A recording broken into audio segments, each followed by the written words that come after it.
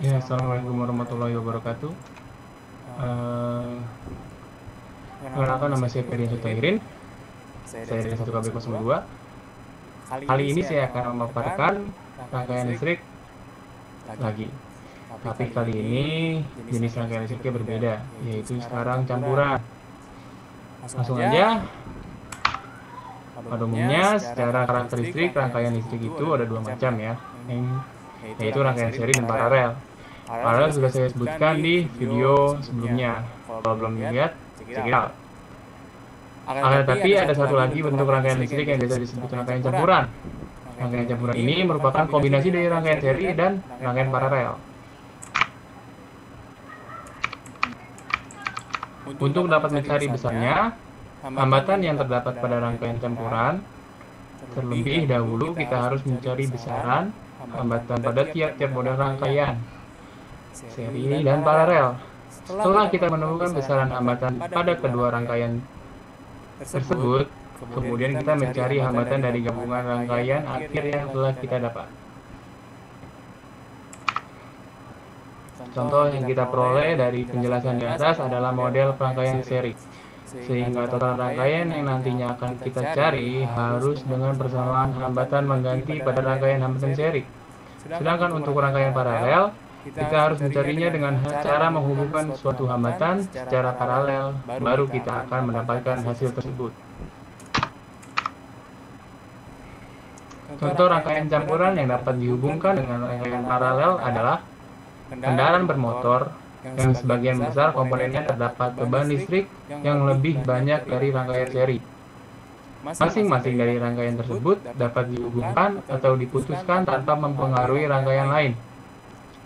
Rangkaian seri dan rangkaian paralel adalah dua jenis rangkaian yang digunakan untuk menghubungkan satu atau lebih komponen listrik menjadi satu kesatuan rangkaian. Penggabungan kedua rangkaian ini disebut dengan rangkaian campuran. Ya, seri sejajar atau campuran. Ciri-cirinya: satu, gabungan antara rangkaian seri dan paralel. Kedua, sifat berlaku pada rangkaian seri dan paralel. Tiga, rangkaiannya sederhana.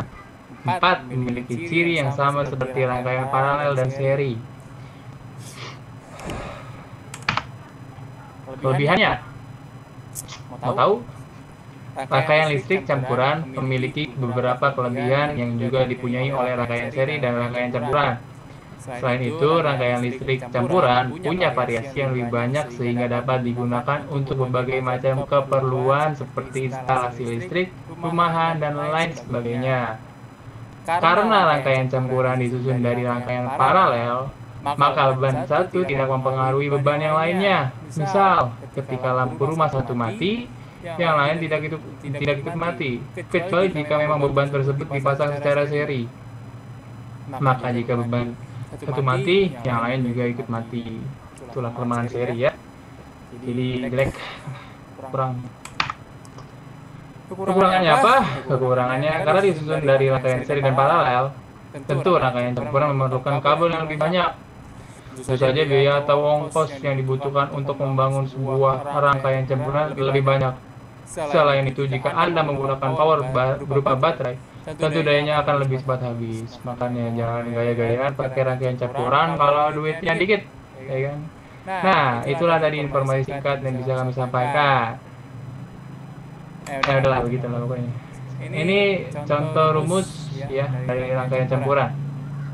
I sama dengan I1 ditambah I2, 1 per RP sama dengan 1 per R2 ditambah 1 per R3, 1 per RP itu R total ya. R totalnya di sini pakai rumus inilah R1 ditambah 1 per RP. Lanjut, ini contoh dari rangkaian campuran. Gambarannya seperti ini ya, seperti ini. Dilihat, ini gabungan dari seri dan campuran, jangan lupa ya. Arahnya ya begitu. Lanjut ke contoh soalnya ya. Contoh soal 1 berikut ini gambar rangkaian campuran atau kombinasi rangkaian seri dan paralel. Tentukan nilai hambatan totalnya. Hambatan total itu RP ya, R di mana? Ini ya. Saya pakai kertas ya di sini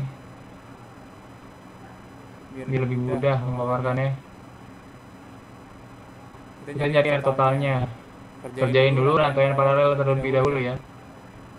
Rangkaian paralel itu yang gambar R2 itu, R2 dan R3 itu rangkaian paralel. Kita cari dulu 1 per RP sama dengan 1 per R2 ditambah 1 per R3 sama dengan 1 per 6 tambah 1 per 3 ditambah dengan 1 ditambah 2 itu disamakan menyebutnya hasilnya 3 per 6 per 3 hasilnya 2 ohm ya ujungnya. Baru totalnya pakai seri karena ini campuran S1 ditambah RP yang tadi dari situ hasil yang paralel tadi 4 ohm ditambah 2 ohm hasilnya 6 ohm. Lanjut ke contoh soal 2. Oke, saya tidak fokus di contoh soal 2. Carilah nilai hambatan total pada rangkaian kombinasi berikut ini. Jika R1 sama dengan 8 ohm, R2 sama dengan 8 ohm, R3 sama dengan 12 ohm, dan R4 sama dengan 3 ohm, dan R5 sama dengan 10 ohm. Nih, carilah nilai hambatan total, nanti RP-nya ya. Saya cari dulu paralelnya. Paralelnya yang mana yang seperti tadi? Itu paralel ada 3. R1, R2, dan R3 itu paralel. Sama rumusnya seperti tadi ini 1 per RP.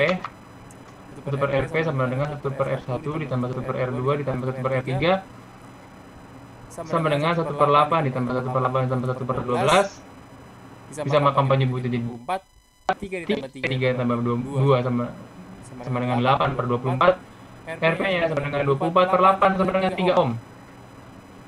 Sama kan? Lanjut lagi langsung ditambahkan ke rangkaian yang serinya RP ditambah R4 ditambah R5. R4 dan R5 sudah ketemu, RP juga sudah ketemu, tinggal dimasukkan saja angka-angkanya. 3 ohm ditambah 3 ohm ditambah 10 ohm, hasilnya sama dengan 16 ohm. Mudah kan? Lanjut ke soal 3. Di bawah ini gambar rangkaian kombinasi seri dan paralel. Tentukan hambatan totalnya. R1 sama dengan 4 ohm, R2 sama dengan 4 ohm, R3 sama dengan 3 ohm, dan R4 sama dengan 5 ohm. Kalau seperti ini, dia kan atasnya seri dulu ya. Jadi kita hitung dulu. Itu yang seri R1 sama R2 nya 4 tambah 4 sama dengan 8 ohm. Lanjut lagi ke yang bawah, seri bawahnya R3 ditambah R4 sama dengan 8 ohm juga. Lalu kita cari hambatan totalnya.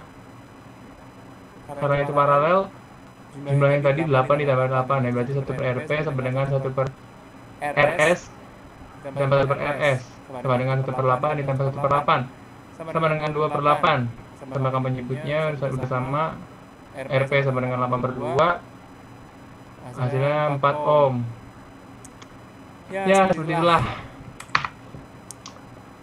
Oke. Terima kasih. Assalamualaikum warahmatullahi wabarakatuh. Selamat malam.